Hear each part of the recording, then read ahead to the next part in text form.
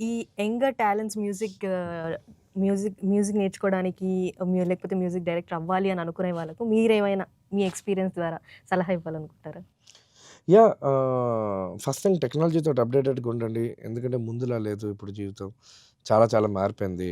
దాని తర్వాత మీ లెర్నింగ్ అన్నది చాలా క్లియర్ కట్‌గా ఉండాలి. ఇది కూడా చదువే. You know so, they should be able to grasp and be very very sure of what they are learning.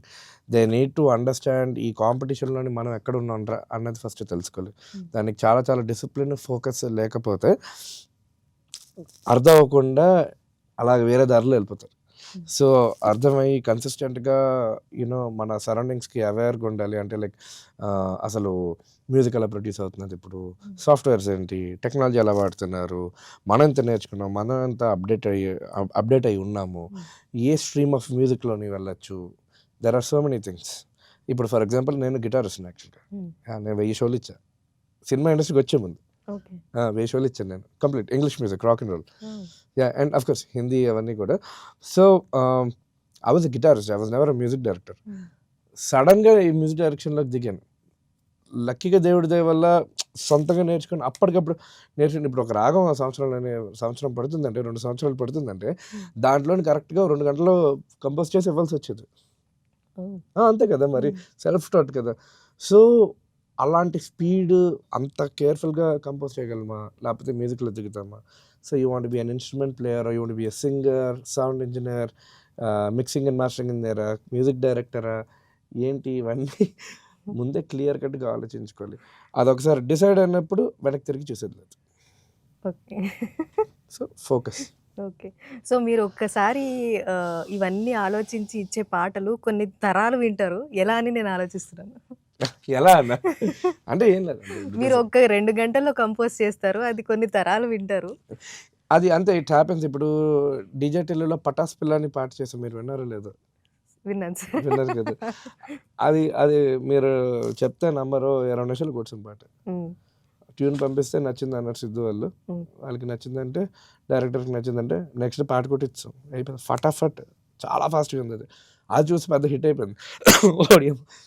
ఇగ కొన్ని కొన్ని సార్లు అరే కింద మీద పడి కష్టపడి కంపోజ్ చేసా అసలు పాట కూడా వినిపించదురా! ఈ 10 నిమిషాలు కొడితే హిట్ అయిపోయింది.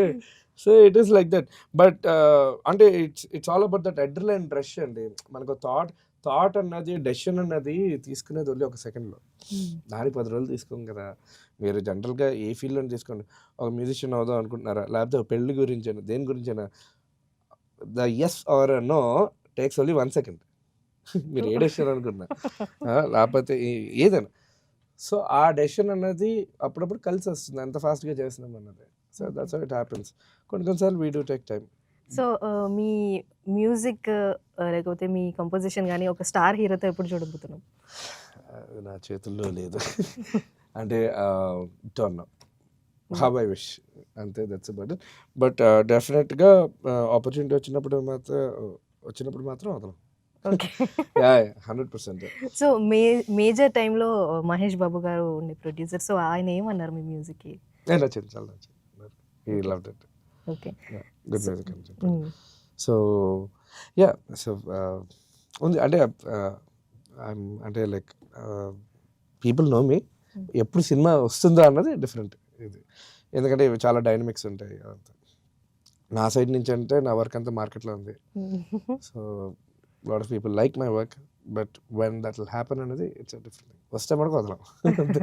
ఓకే. సో, మీకు సెపరేట్‌గా ఏమైనా ఉందా? ఈ స్టార్‌తో వర్క్ చేయాలి అని?